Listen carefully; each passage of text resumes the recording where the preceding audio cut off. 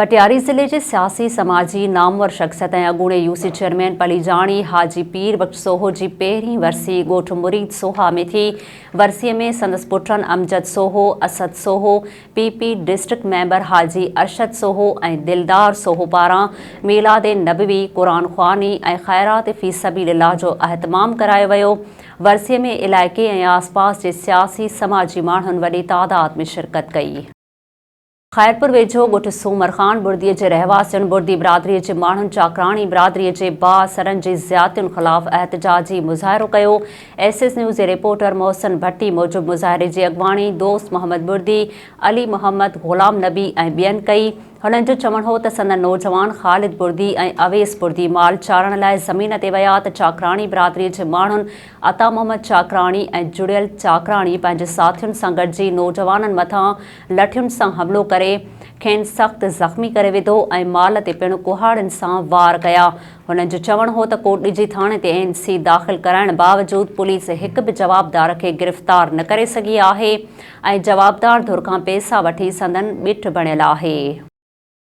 इस्लामकोट अस्पताल में सहूलतुनि जी खोट वधीक हिकु ॿाड़ो फो थी वियो। SS न्यूज़ जे रिपोर्टर रियाज़ सिकंदर मूजिबि इस्लामकोट जे रूरल हेल्थ सेंटर अस्पताल PPHI जे हवाले थियण बाद मुकम्मल तौर ते कोस घर बणिजी वई आहे। मलेरिया, गैस्ट्रो समेत मुख़्तलिफ़ बीमारियुनि सबबि ईंदड़ मरीज़नि लाइ चेकअप खां सवाइ का सहूलत मुयसर नाहे। ग़ज़ाई खोट ऐं गैस्ट्रो सबबि ॻोठ कुंभारियो जो 8 महीननि जो ॿाड़ो हक़नवाज़ फोत थी वियो। ॾींहुं भरिसां ॻोठ जागण ख़ान खोसो में नौजवान राशिद पुट महबूब खोसो लाइट जे LT तार मां करंट लॻण सबबि फोत थी वियो आहे। SS न्यूज़ जे रिपोर्टर अल्लाह बख्श जरवार मूजिबि राशिद उर्फ़ आशी खोसो घरां माल चारण लाइ वञी रहियो हुयो त लाइट जे LT तार मां करंट लॻण सबबि बेहोश थी वियो। संदसि वारस ज़ख़्मी नौजवान खे RHCDA सिहत मर्कज़ खणी पहुता जिते डॉक्टर जी सहूलत न हुई। वारस नौजवान जे बिना कंहिं इलाज जे प्राइवेट गाॾीअ में तालका अस्पताल टंडो भागो पहुता जिते डॉक्टरनि नौजवान जे फोत थियण जी तस्दीक कई। फोती नौजवान जो लाश घर पहुचण ते घर में कोहराम मची वियो।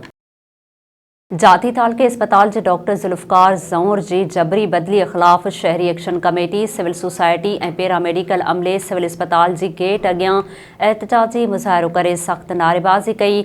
SS न्यूज़ जे रिपोर्टर महताब शाह मूजिबि अॻवाननि ॻाल्हाईंदे चयो आहे त हॾनि जो माहिर डॉक्टर ज़ुल्फ़कार ज़ऊर बहितरीन डॉक्टर आहे जेको साहिली पट्टीअ जे ग़रीब अवाम जो इलाज कंदो हुयो। हुननि जो चवणु हो त हिकु तालके अस्पताल में डॉक्टरनि जी खोट आहे। ॿियो वरी बहितरीन माहिर डॉक्टर बदिली करे जातीअ जे अवाम खे वधीक मुश्किलातुनि में मुब्तला कयो वियो आहे। बदिली न रोकराई वई त सख़्त एहतजाज कयो वेंदो।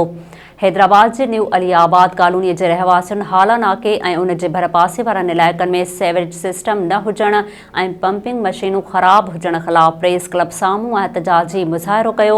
SS न्यूज़ जे रिपोर्टर फाज़िल चन्ना मूजिबि उन मौक़े ते अमजद अली बलेदी, निसार लग़ारी, महरान भुट्टो ऐं ॿियनि चयो आहे त हाला नाके ऐं अलीआबाद कॉलोनीअ जा बुनियादी मसइला हल न पिया कया वञनि।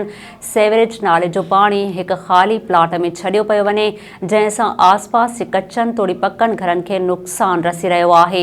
हुननि मुतालबो कयो आहे त ख़राब पियल पंपिंग जी मशीनुनि खे ठहिराए पाणी नेकाल कराए अलीआबाद कॉलोनी ऐं ॻोठनि जे घरनि खे नुक़सानु रसण खां बचायो वञे। नाज़रीन, वधीक ख़बरुनि ऐं अपडेट्स जे लाइ ॾिसंदा रहो SS न्यूज़ वेब चैनल। असांजे चैनल खे लाइक ऐं सब्सक्राइब करणु न विसारींदा।